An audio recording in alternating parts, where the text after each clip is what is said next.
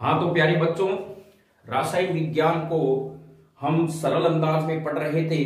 तो उस दिन हमने एजीएन और एजीसीएन और केसीएन की अभिक्रियाओं के बारे में आपको बताया था। तो यहां पर मैंने पहले ही बताया था कि जब एजीसीएन अभिक्रिया करता है तो उत्पाद बनता है आइसोसाइनाइड। आइसोसाइनाइड यह उत्पाद बनता है। और जब केसीएन अभिक्रिया करता है तो उत्पाद बनता है साइनाइड। तो यहां पर ये जो रिएक्शन है वो होगी आपकी एल्किल हैलाइड के साथ में अभिक्रिया।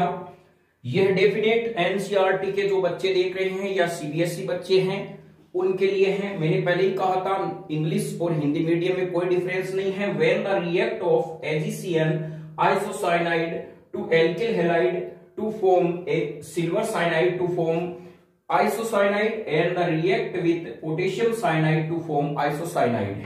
अब यहां पर ये प्रश्न एग्जामिनर आपको इस प्रकार से नहीं देकर थोड़ा सा प्रश्न को 2 नंबर का कथनात्मक प्रश्न बना सकता है। वो प्रश्न है क्या कारण है कि एजीसीएन एल्किल हैलाइड से अभिक्रिया करके आइसोसाइनाइड उत्पाद देते हैं जबकि पोटेशियम साइनाइड के साथ अभिक्रिया करके साइनाइड उत्पाद देते हैं। यह कारण सहित आपके 2 नंबर का प्रश्न आता है। बहुत बार ये प्रश्न एग्जाम के अंदर रिपीट भी हो चुका है बच्चों। तो आप अपना नोटबुक उठाइए और पेन के साथ में न्यू कंसेप्ट क्लासेज जिस प्रकार से प्रश्नों को यहाँ बोर्ड पे लिख रहा है लिखने का प्रयास कीजिए। तो जितना ज्यादा हम अभ्यास करेंगे आगे बढ़ेंगे। तो हमारा ये प्रश्न है क्या कारण है एजीसीएन एल्किल हैलाइड के साथ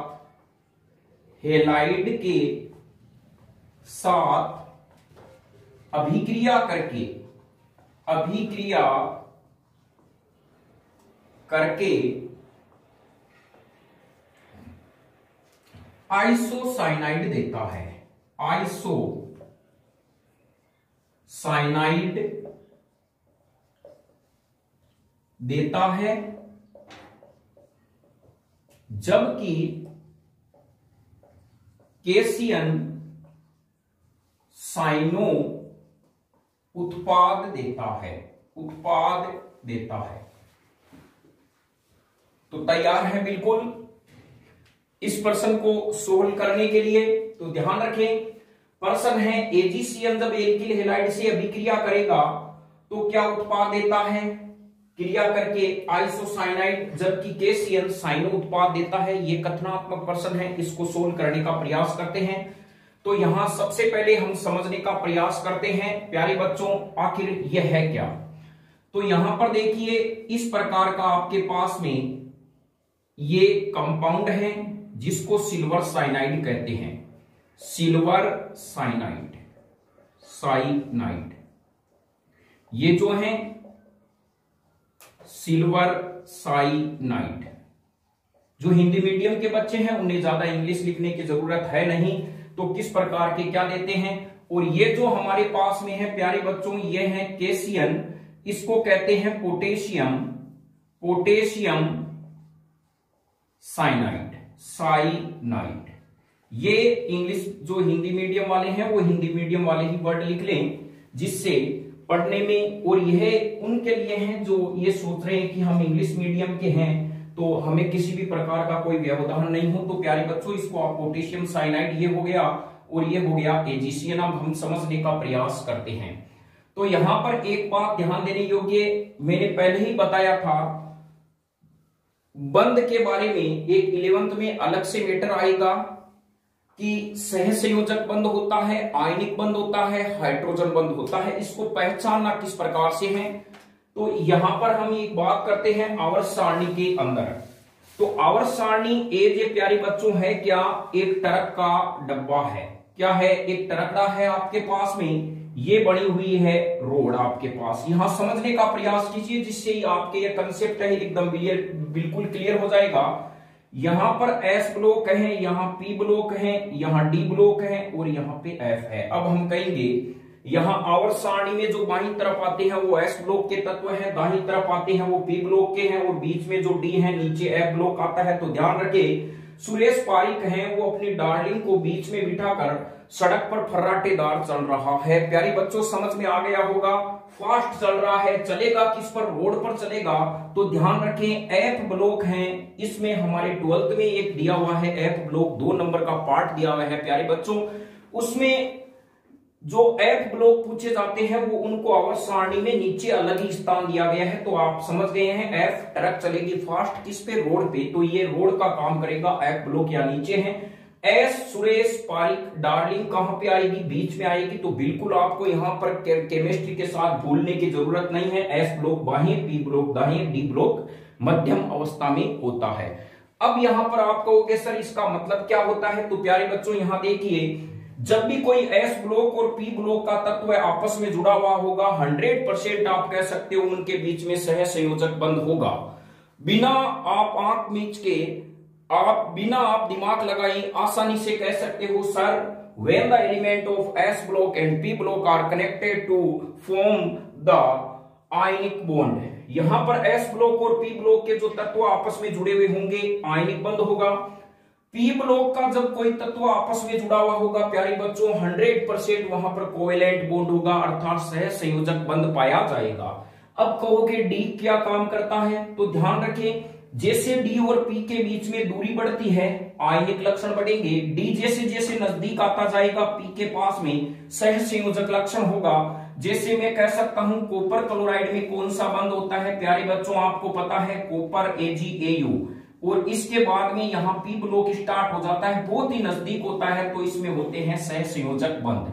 तो यह समझ गए हैं। अब यहाँ पर हम समझाने का प्रयास करते हैं, इसी बेस पर यह प्रश्न है।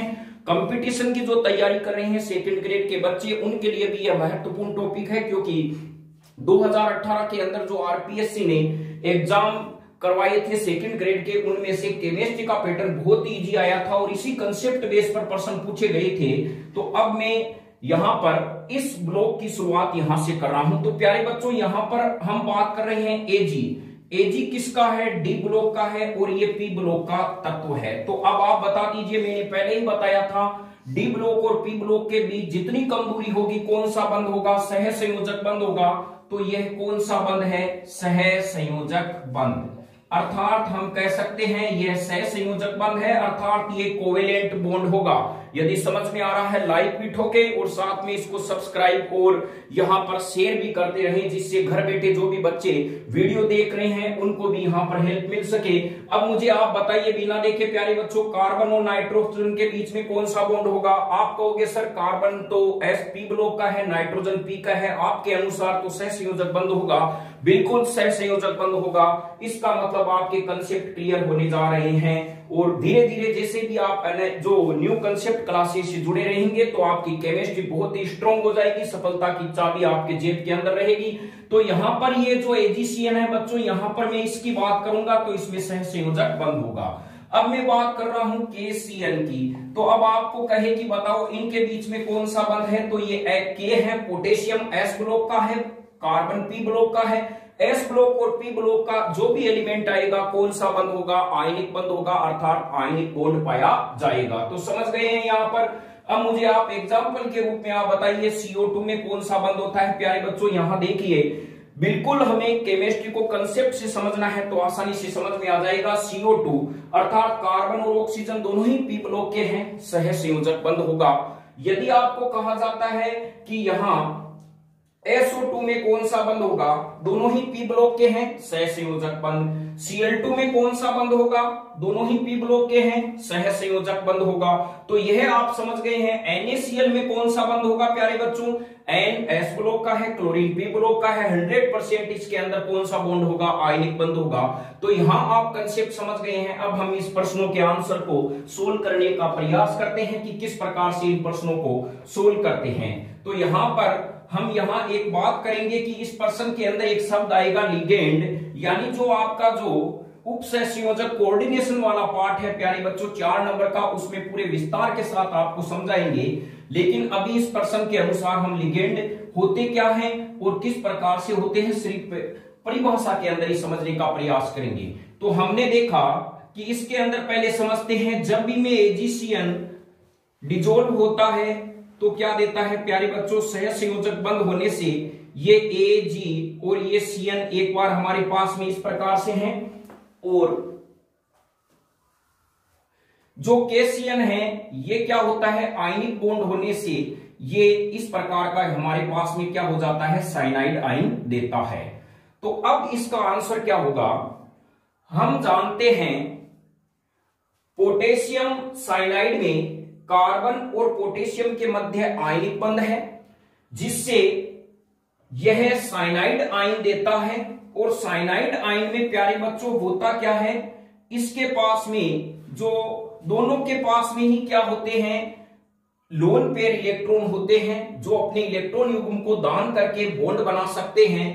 तो यहां पर हम बात करेंगे, ये बात होती है उभय दंतुक लिगेंड की। उभय दंतुक लिगेंड होते हैं, लिगेंड जिसे बाई लिगेंड भी कहा जाता है। अब देखिए उभय दंतुक लिगेंड होते क्या है, उभय दंतुक लिगेंड। तो यहां एक शब्द समझिए, उभय का मतलब होता है प्यारे बच्चों उभयचारी। उभयचारी का मतलब आप समझ गए, जैसे ही मैंने कहा आप कहोगे बिल्कुल सर समझ गए, ये तो 9th क्लास का मैटर है। यानी वो जीव जो जल में भी रहता है और थल में भी रहता है उसे उभयचारी कहते हैं। बिल्कुल वही है जैसे मेंढका, समझ गए ना, मेंढक जो आता है वो। तो अब हम कह रहे हैं कि ऐसा लिगेंड, यानी ऐसा लिगेंड जिसमें दो परमाणु के पास में एकांकी इलेक्ट्रॉन युग्म होता है, लेकिन एक समय में एक ही परमाणु अपना एकांकी इलेक्ट्रॉन युग्म दान करके बंध बना सकता है, उन्हें उभय दंतुक लिगेंड कहा जाता है।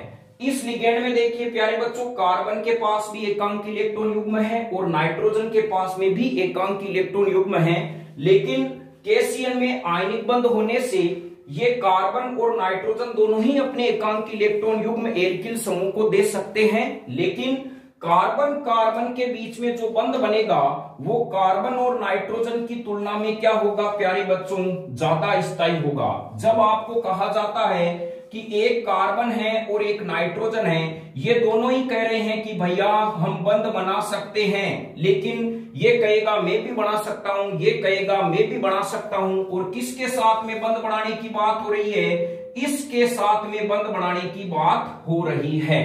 अब आप खुद बताइए कि सपोज कीजिए आपके घर में आपका भाई है और आपके लिए, आप यदि उनकी बहन है या घर में कोई रिश्तेदार हैं, उनके यदि कोई शादी का प्रस्ताव आता है तो आप किसके लिए लड़की का चयन करोगे? आप खुद कहोगे कि सर हमारा भाई है, उसकी एज 20 साल है, तो आसानी से पहले आप अपने भाई की शादी करने का प्रयास करोगे। आप पड़ोसी का कम सोचोगे, यानी दूसरों के बारे में कम सोचोगे, अपने भाई के बारे में ज्यादा सोचोगे। तो वहां पर यही है, ये दोनों बेचारे क्या है, कार्बन और नाइट्रोजन अभी क्या है, कुंवारे हैं। ये कह रहे हैं हमारी शादी करनी है, हमारी शादी करनी है। हमारे पास में देखिए ये दो लोन पेयर जो है, एक लोन पेयर इलेक्ट्रॉन है। अब यहाँ पे ये कार्बन कहेगा मेरी जात का सदस्य कौन है, तो ये कहेगा मैं हूं तेरे कार्बन का।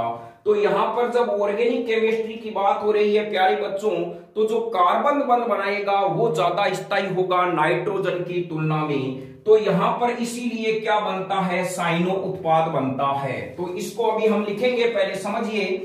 KCN में आयनिक बंध होता है जिससे यह जो साइनाइड आयन देता है, इसमें कार्बन और नाइट्रोजन दोनों के पास में ही एकांकी इलेक्ट्रॉन युग्म होते हैं जो बंध बना सकते हैं, लेकिन कार्बन कार्बन के बीच में जो बंध बन रहा है वो नाइट्रोजन और कार्बन की तुलना में अधिक स्थायी होता है, इसलिए उत्पाद क्या बनता है, साइनो बनता है। अब यहां पर हम नेक्स्ट करें, सर बेचारा AgCN कहां गया, क्या वो मर गया क्या? नहीं बच्चों, अभी वो वेट कर रहा है मेरा नंबर कब आएगा। तो अब AgCN का मैं नंबर ले रहा हूं। देखिए यहां पर है ये AgCN है। यहां पर इस AgCN के बारे में हम देखते हैं तो यहां पर ये जो बंध है प्यारे बच्चों, ये क्या है, सहसंयोजक बंध। सहसंयोजक बंध, तो ये बंध है क्या? तो आपको पता है सहसंयोजक बंध का निर्माण हमेशा अतिव्यापन से होता है। जब किन्हीं दो परमाणु के बीच में जो बंध होगा, यदि सहसंयोजक है वो आयनिक बंध की तुलना में मजबूत होगा। दो परमाणुओं की बात करें तो सहसंयोजक बंध मजबूत होता है, ये आसानी से क्या होता है कि टूट नहीं पाता।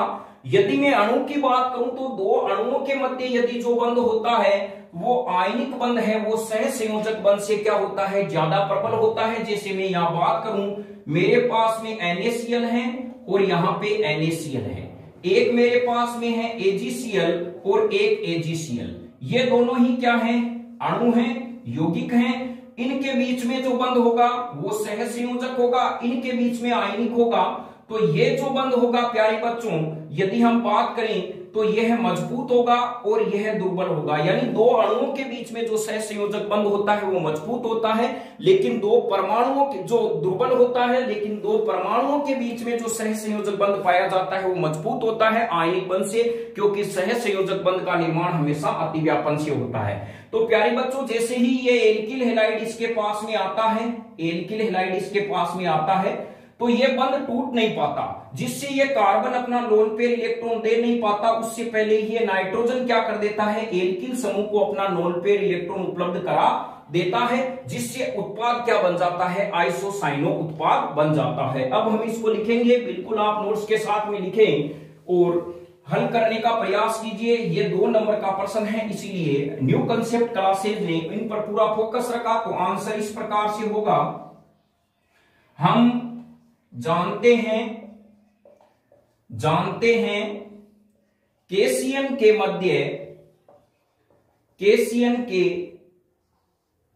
मध्य आयनिक बंध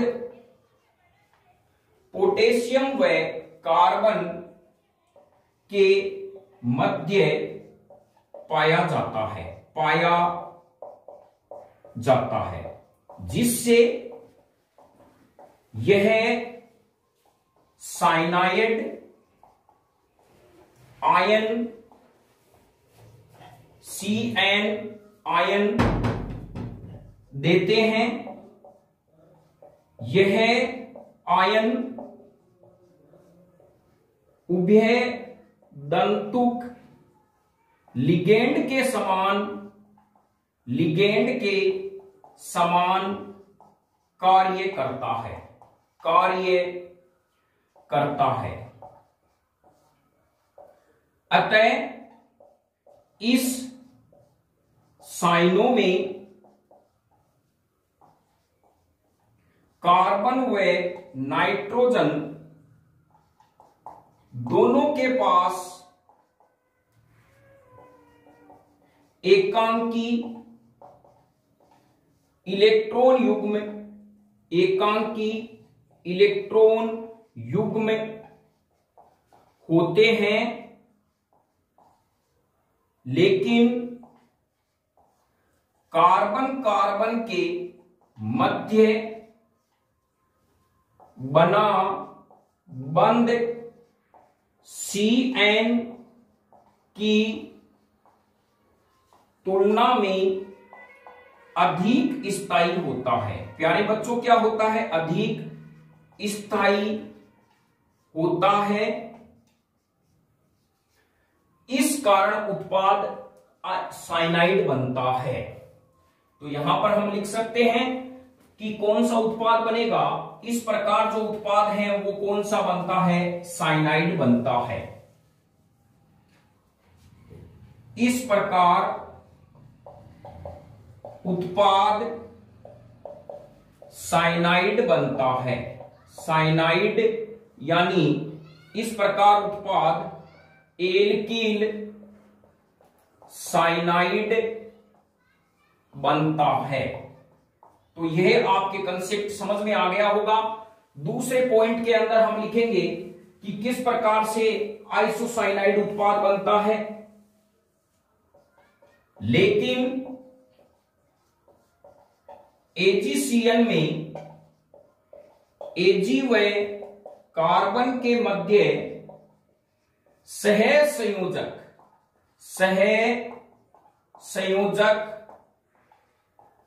बंध होने से यह बंध आसानी से टूट आसानी से टूट नहीं पाता है, जिससे नाइट्रोजन परमाणु अपना एकांकी इलेक्ट्रॉन युग्म कार्बन को देकर आइसो साइनाइड उत्पाद बनाता है। साइनाइड उत्पाद बनाता है। तो यहां पर आप समझ गए हैं कि आइसोसाइनाइड और साइनाइड उत्पाद क्यों बनते हैं। तो पहला फैक्ट, KCl में कार्बन और K के बीच में आयनिक बंध लिखना है, Ag व C के बीच में सहसंयोजक बंध लिखना है, उभय तंतुक लिगेंड की चर्चा करनी है। तो इस प्रकार हम समझे, तो ये आपका कंसेप्ट है। अब हम लिखेंगे रासायनिक अभिक्रिया निम्न प्रकार है। रासायनिक अभिक्रिया, फिर लिखेंगे रासायनिक अभिक्रिया निम्न प्रकार है। जो रासायनिक अभिक्रिया है वो RX, और यहां पर जब ये रिएक्शन करता है प्यारे बच्चों, KCN के साथ में -KX बाहर निकलता है और RCN बनता है। इसको कहते हैं एल्किल साइनाइड।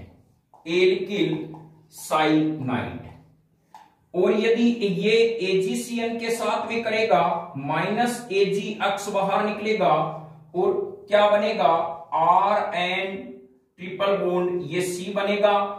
और यहां पर हम इसको इस प्रकार से भी लिख सकते हैं, ये है एल्किल आइसोसाइनाइड।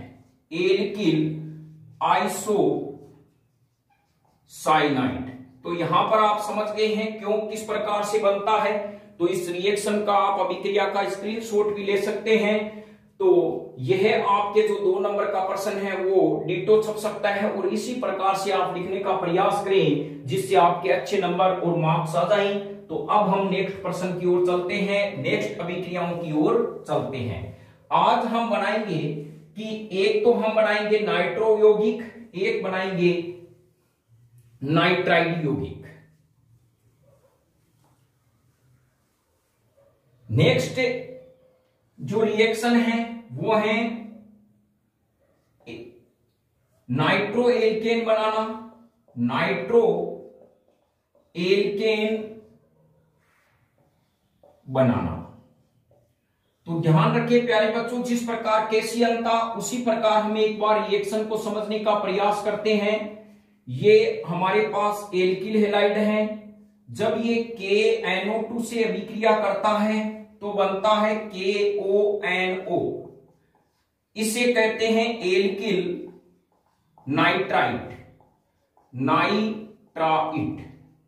नाइट्राइड कहते हैं। और यदि मेरे पास में AgNO2 जब रिएक्शन करता है तो बनता है नाइट्रो एल्केन, यानी क्या बनेगा, RNO2, इसको कहते हैं नाइट्रो एल्केन। नाइट्रो एल्केन कहा जाता है। अब देखिए होता कैसे है, किस प्रकार से है। तो जब एल्किल हैलाइड से पोटेशियम जो नाइट्रो वाला KNO2 रिएक्शन है वो जब अभिक्रिया करता है तो क्या उत्पाद बनता है, और AgNO2 जब रिएक्शन करता है तो क्या उत्पाद बनता है, इसके बारे में हम देखेंगे कि KNO2 जब रिएक्शन करेगा एल्किल नाइट्राइड बनता है, AgNO2 जब रिएक्शन करता है नाइट्रो एल पढ़ते हैं। तो प्यारे बच्चों इसमें रिएक्शन इस प्रकार से लिखनी है, एल्किल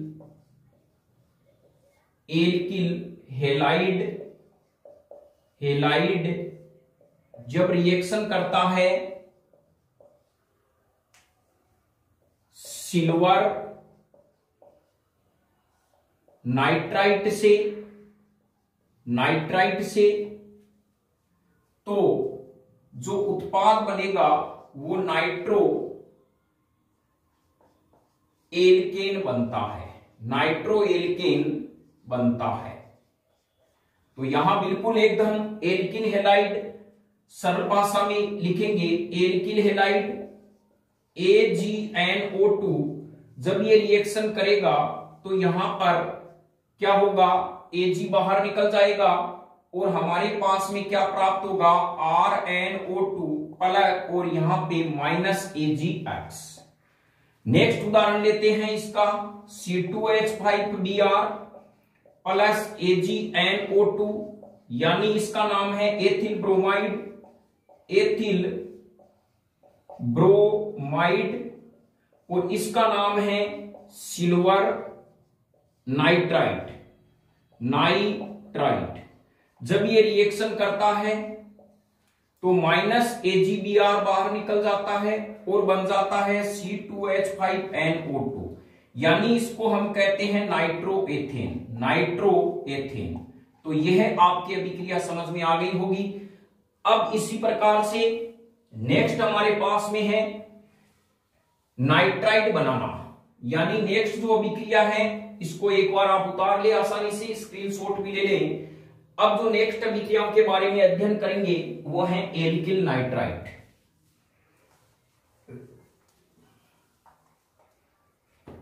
नेक्स्ट अभिक्रिया है एल्किल